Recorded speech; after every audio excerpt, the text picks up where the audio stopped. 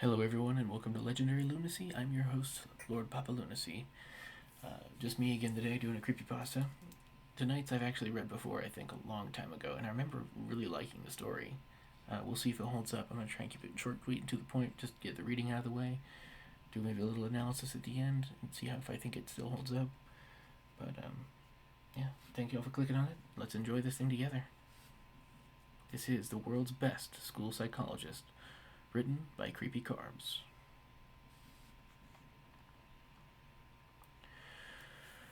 When I was 12, I came to the conclusion that everyone in the world, including my own family, was against me. I was never a problem child, but my parents treated me like one. For example, I used to need to be home by 5 p.m. every day. This clearly restricted my amount of playtime outdoors. I wasn't allowed to have friends over to play in the house, nor was I allowed to go over to anyone else's house. I had to finish homework directly after I came home from school, no matter how long it took. My parents refused to buy me video games and forced me to read books and then write a book report for them to prove I actually read the thing. Now, even though these rules listed above were quite frustrating to me as a child, they aren't what upset me most.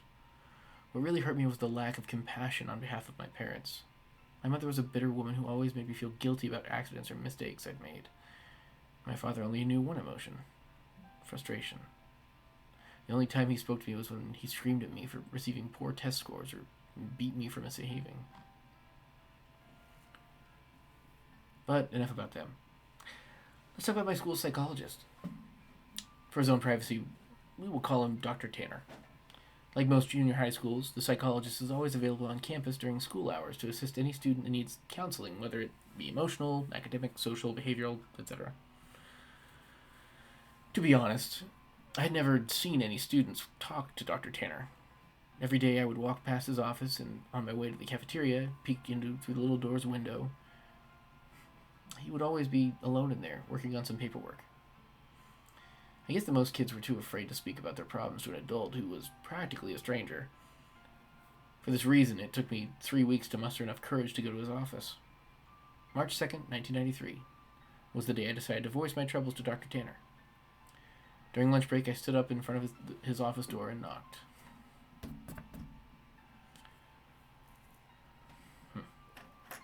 Through the window, I could see him raise his head and smile and motion me to come in, and so I did. He greeted me by introducing himself and asking for my name. Dr. Tanner was a very soft-spoken man who seemed to radiate kindness. In less than 30 minutes, I rambled to Dr. Tanner about how mean my parents were to me and how much they didn't care about me at all. After a while, my voice began to quiver and I stopped speaking. The psychologist listened patiently to my whole spiel, arms folded and head nodding. I half expected him to begin talking about how everything I just said was untrue and that my parents loved me dearly and blah blah blah blah blah, but he didn't. Dr. Tanner leaned towards me with a grin on his face and said, "You know, I'm the best school psychologist in the world, and I promise we will fix this." I rolled my eyes. "Okay, but how?" I asked. "I have my ways," he replied. "I'm a man of my word, and I promise that within just 1 month, the relationship between you and your parents will change for the better. Forever." After a brief pause, he continued, "Although, I do need you to make me a promise. You have to promise me that you'll come back to my office after school tomorrow, that you won't tell anyone that we have had this conversation today. It'll be our little secret." I promised. The following day, I returned to Dr. Tanner after school. It was around 4 p.m. when I entered his office. After a warm welcome, he asked me to have a seat in front of his desk once again. Upon sitting down, I watched Dr. Tanner close the blinds and the door's tiny little window. "There," he smiled. "Now we have all the privacy we need." We began to talk about my likes and interests, my favorite subjects in school, my least favorite teachers, the things I like. About an hour into the conversation, Dr. Tanner offered me a soft drink. I gladly took the offer, considering my parents never allowed me to drink soda. Dr. Tanner reached over to his mini fridge and fidgeted around before setting down 2 open cans of soda on the desk. Afterward, we continued to talk about what was going on in my life, but it wasn't long before I passed out from whatever drugs Dr. Tanner placed in my drink.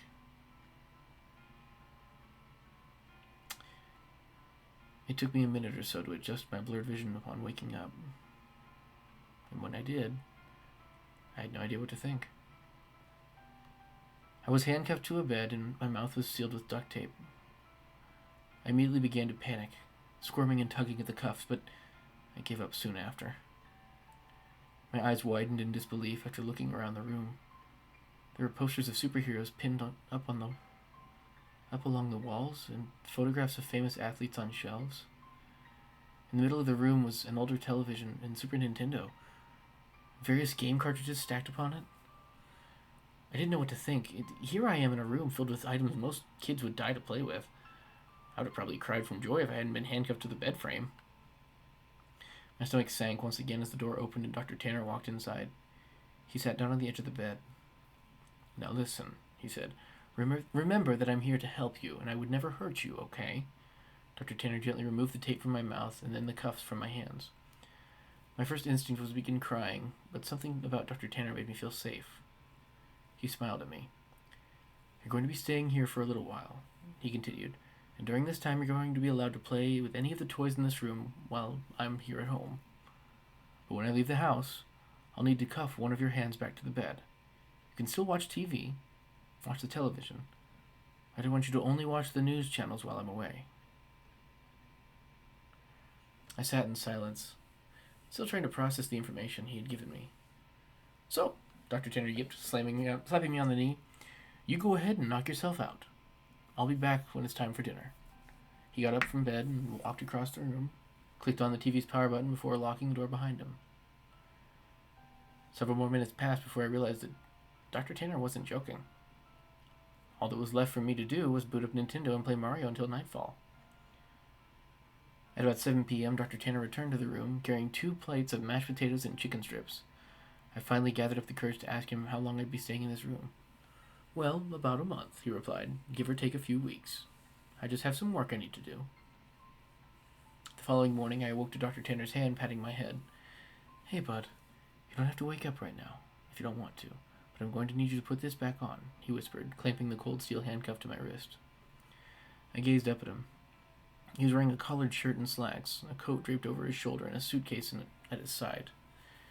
He looked just how he always did when I saw him around school. Before leaving, he placed the TV remote next to me and told me to turn it on and watch the news. First thing I saw upon turning it on was the breaking news segment. An important-looking police officer stood at the podium surrounded by people with a microphone. I happened to begin viewing halfway through his speech. "A statewide Amber Alert has been issued as of this morning. We have several investigators working towards identifying potential abductors, but as of right now, there is not much evidence. Faculty members state the boy had been last seen around 4 or 5 in the evening on." I began to feel nauseous as the photograph of me appeared on screen. It was my yearbook picture from last year. Captions for the photograph displayed my name and age, my school, my town. Above my picture was alternating titles: FBI begins search for child, and kidnapping suspect unknown, and potential runaway. The live footage continued, and 2 figures I soon recognized as my mom and dad stepped up to the podium. Both appeared to have reddened eyes. Tears streamed down my mother's face as she took hold of the microphone. I'd never seen so much emotion come from my mother before she wept on live television, stuttering on sentences such as, Please return my baby back to me, and I'm so sorry, and please come home to us." And when my father took the microphone, I nearly expected his attitude to be stone cold, but he too had tears in his eyes. He pleaded to the world to bring his son home safely, and lastly begged for my forgiveness. I know I haven't always been the best father, but God damn it, do I wish I had been now. Please bring my boy back. I turned the power off shortly after. My emotions were mixed, for I had never once seen my father cry. I felt miserable that my parents were being put through so much, but at the same time I felt relief. I now know how much Mom and Dad love me. Nearly 4 weeks had passed, and Dr. Tanner has been treating me with the utmost respect. He leaves me in the morning cuffed to the bed frame, but returns in the afternoon to eat lunch and dinner with me, talk, and play games. I never would have guessed how good Dr. Tanner was at Monopoly and Scrabble. But one morning when Dr. Tanner awoke me before heading off to work, I noticed a stern look on his face. I also realized that it was 3 hours earlier than he usually wakes me. "You need to watch the news today. No exceptions. I want you to keep the television on all day and pay close attention to it," he said grimly. I, of course, complied and watched him exit the room.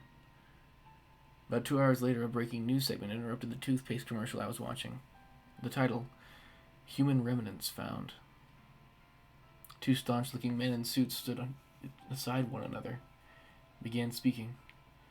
"We're displeased to bring up such unfortunate news this morning regarding our missing child case from earlier this month." One of the men bowed his head while the one speaking shuffled through some papers. He continued, "The remains of a body have been found in the garbage bag beneath a highway overpass. The body appears to be that of a child, although not much of it is left. The body has been decapitated, and much has been burnt to ash and bone." The screen shifted over to the helicopter view of this freeway. Dozens of police cars gathered near the bottom of a tall overpass. The man's voice could still be heard. Within the bag, police found a junior high school identification card labeled as such. The screen showed the photo, the school ID I always kept in my backpack. The plastic was sort of melted away, but the photograph and the name were still intact. After the two men dismissed themselves, the camera panned over to my parents. They were sitting among reporters. My mother's face held a painful grimace, and my father sulked his head down at his knees. I shut the television off. Dr. Tanner returned home very late. He hurried into my room, unlocked my cuffs, and placed a bottle of fizzy water in my hand. He placed a hand onto my shoulders and smiled. "I made you a promise, didn't I?" I nodded, tears squeezing their way out of my eyes. "I need you to make me a promise again," he whispered. He told me that I needed to drink all the water in the bottle. It would help me sleep. And from here on, I'm never to tell anyone that I ever met him. I promised. "I told you I'm the best school psychologist in the world, didn't I?" And he was right. I woke later that night to find myself lying in the middle of a park, stars shining brilliantly across the night sky. I recognized the park. It wasn't too far from my school. A mile or so down the road, I saw my house. The lights were off inside, but I could make out my father sitting on the step leading to the front door. I hesitantly called out to him, and he lifted his head slowly, but when he saw it was me, he sprang to his feet and ran towards me, arms open, yelling my name. My mother erupted from the house behind him. Dr. Tanner was right. Things have changed with my family and I. My parents smile more often and treat me lovingly. I could not ask for a more perfect ending. Every now and then I see Dr. Tanner on campus, walking to and from his office. Rarely do we ever make eye contact, let alone speak to one another, but sometimes he'll shoot me a wink and a smile. I'll always keep my promise to him and pretend I never met him. But there will always be one question forever floating in my mind. Who did Dr. Tanner decapitate and throw off the overpass?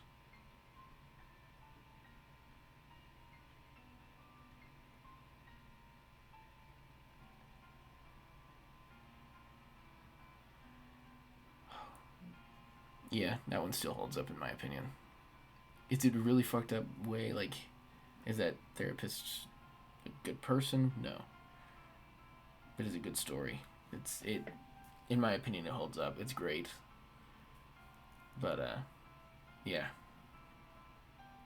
That ending, it's just like, it's that one line. It's like a happy ending I could never ask for. But, who did he decapitate? Yeah, no, that's a good story.